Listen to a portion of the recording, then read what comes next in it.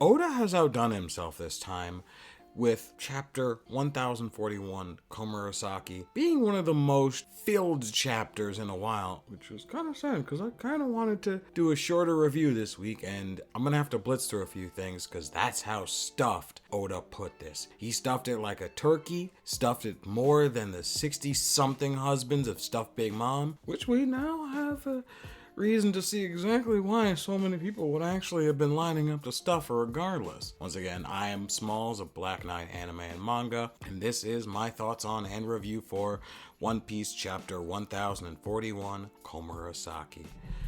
So, before we blitz through the smaller things, let's just go through the cover story. Punching, Yonji and Niji. And it's funny, but it could either be a facade, to drop everyone else's guards around them before she frees them, or she could literally just be punishing them before freeing them, because Pudding is a complicated young miss in love. I can't wait to see where that goes. But before we get into the bigger meat and potatoes of the chapter, I really do have to blitz through some of these things. Starting with the fact that Raizo did finally, although it was finished, we finally get the text box that he won his battle with Fukurokuju. And Jinbei comes just in time to get him out of there. And before we go into more bigger things, we do have the fact that Izo did beat one of the two members of CP0 right before the remaining CP0 agent is ordered by the Gorosei to take on Luffy and Kaido, or at least make sure that the worst case scenario does not happen. However, it's easy to miss. I've seen people miss it already, but X-Drake is not completely down and out,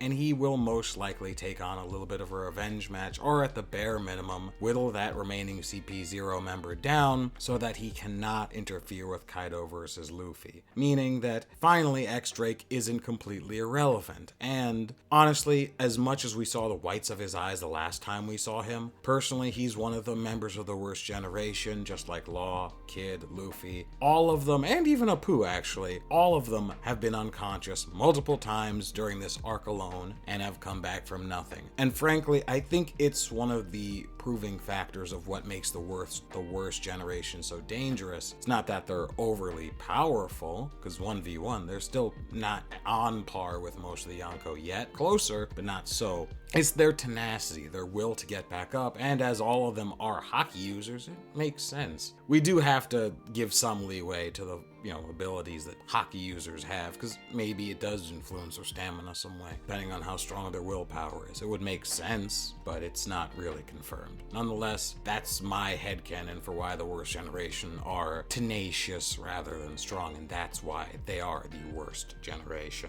But I really wanted to blitz through that, but I didn't.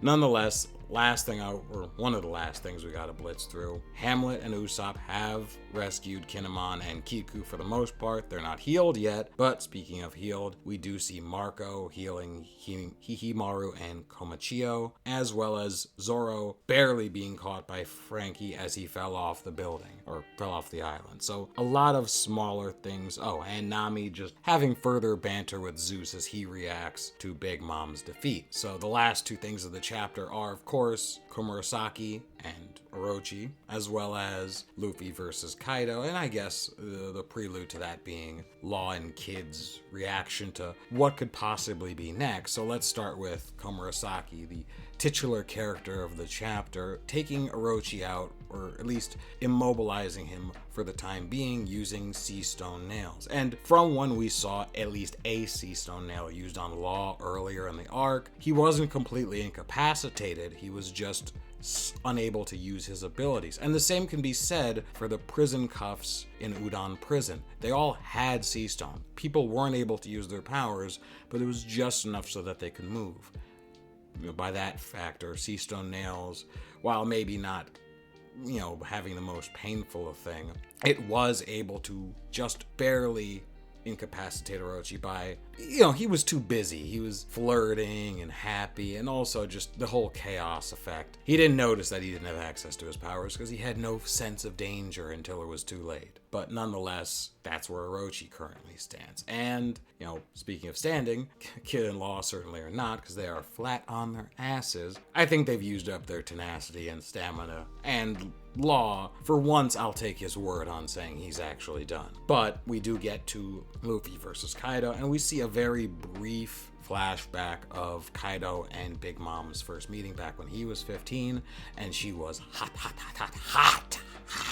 But all jokes aside, they have history, and he does show that he cares about her, even if he is a bit drunk. But being drunk, it kind of shows one's true feelings, because being drunk, it kind of loosens one's filter. Nonetheless, Kaido does continue the fight against Luffy, and Luffy pulls out what he calls his last Gear 4. So when Luffy says this is his last Gear 4, one could take this two ways. The first of which is the least likely to happen, is that this Gear 4 is the one that takes Kaido out, and we all know that is not likely. However, what we do have hinted, and is a little bit closer to being confirmed, is the fact that something more than Gear 4th is going to be needed, hence the all-praise Gear 5th. I'm not going to bother theorizing about it any better than me will and have, so I'll leave it to that. But overall, this chapter was absolutely freaking amazing, and I hope you guys enjoyed it as much as I do. Tell me your thoughts down below, and if you want to theorize about Gear 5th, I want to hear some of your theories down below. So I've been Smalls of Black Knight Anime and Manga. Hope you enjoyed today. Don't forget to like and subscribe if you did enjoy this video, and I'll see you guys next time.